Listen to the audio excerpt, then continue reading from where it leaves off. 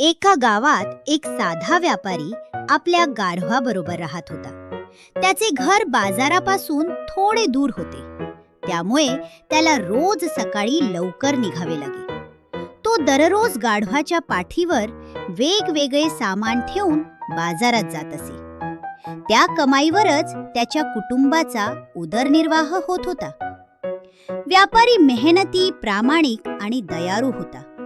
तो गाढवाला वेळेवर खायला देत असे आणि त्याची काळजी घेत असे.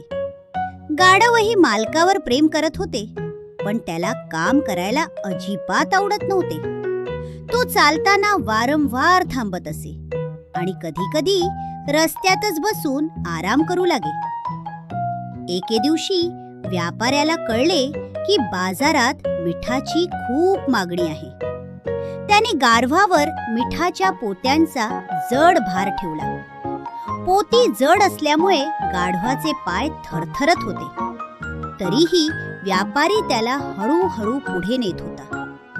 रस्त्यात झाडांच्या सावलीत ते थोडा वेळ विश्रांती घेत. नंतर ते पुन्हा प्रवासाला लागले. मार्गात एक नदी होती जी पार करावी लागत असे. गाढव नदी पार करत असताना अचानक त्याचा पाय घसरला. ते थेट पाण्यात पडले.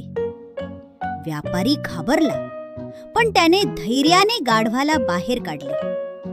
गाढव बाहेर आल्यानंतर त्याला जाणवले की भार हलका झाला आहे, कारण मीठ पाण्यात विरघळले होते.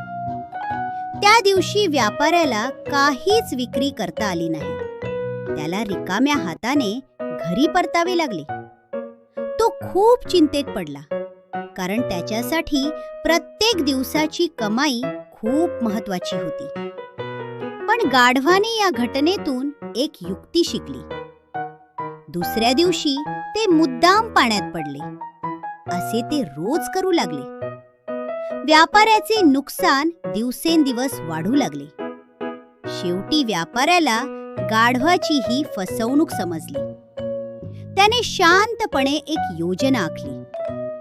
दुसऱ्या दिवशी त्याने गाढवाच्या पाठीवर कापसाची पोती ठेवली. गाढव नेहमीप्रमाणे पाण्यात पडले, पण यावेळी कापूस पाणी शोषून खूप जड झाला. गाढवाला उभे राहणेही कठीण झाले. व्यापाऱ्याने त्याला मदत केली, पण गाढव खूप थकले होते. असे 2 ते 3 दिवस झाले. गाढवाला आता आपली चूक लक्षात आली. त्याने आळशीपणा सोडण्याचा निर्णय घेतला. त्या दिवसापासून ते सावधपणे नदी पार करू लागले. गाढव प्रामाणिकपणे काम करू लागले. ते कधीही आळस करत नव्हते. हळूहळू व्यापाऱ्याचे नुकसान भरून निघाले. दोघांचे जीवन पुन्हा आनंदाने सुरू झाले. मुलांनो, या गोष्टीतून आपल्याला काय शिकायला मिळालं?